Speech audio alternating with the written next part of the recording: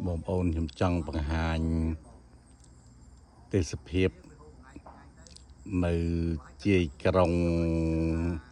ប្រទេសកាណាដានេះផ្ទះរបស់ខ្មែរផ្ទះអ្នកស្នេហាជាតិឥឡូវគាត់ពងចុកទៅមើលទឹក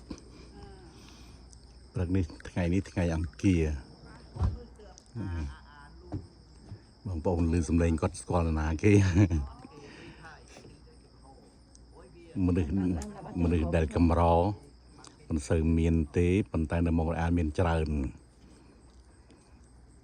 ជួយជ្រោមជ្រែង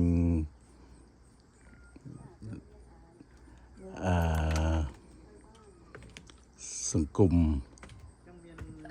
ជួយអ្នកស្នេហាជាតិនោះមិនមែនចាមទេណាដោយបងមកសុខហួរ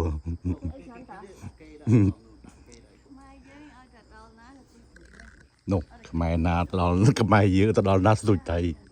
វាជាការពិតអូពួកអសរដូចជាងយើងផងរឿងស្ទូចថៃគេថាស្ទូចថៃញៀនណាចង់ទៅស្ទូចស្អាតដល់ផ្ទះគាត់នឹងឲ្យគាត់មកនៅប្រទេសកាណាដាតាំងពីឆ្នាំមួយចំនួន80ណាគាត់ខំរៀនសូត្រខ្លះមកដល់ដៃទទេគេថានិយាយពីដៃទទេថាខ្ញុំថាដៃទទេពីព្រោះខ្ញុំដឹងពួកខ្ញុំក៏មកដល់ខ្ញុំដៃទទេដែរប៉ុន្តែយើងខំលេបថ្មលេបគ្រោះណាខំរៀនពេលថ្ងៃ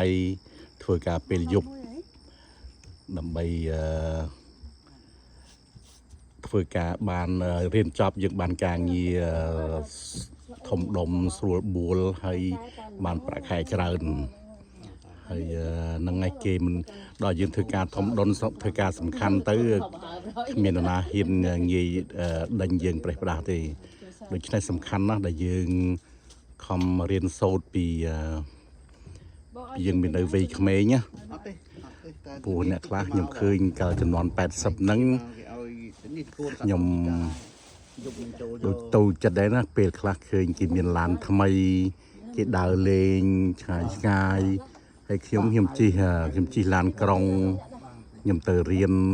ជិះឡានក្រុងម្នាក់ឯងជាមួយពួកស្បែកសឃើញគេជិះឡានស្ព័រឡានថ្មីខ្ញុំថា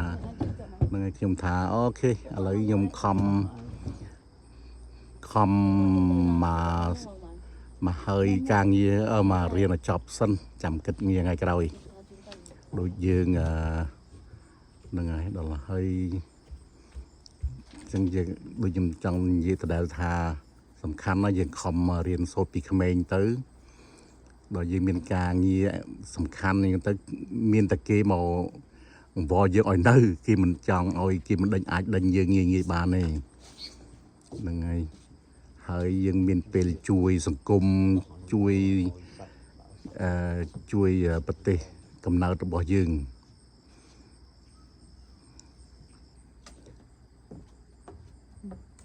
ព្រោះយើងចង់បានប្រទេសយើងក៏ដូចប្រទេស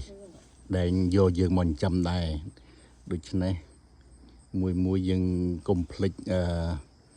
សាសយើងកុំភ្លេចជាតិយើងអរគុណច្រើនHave a nice day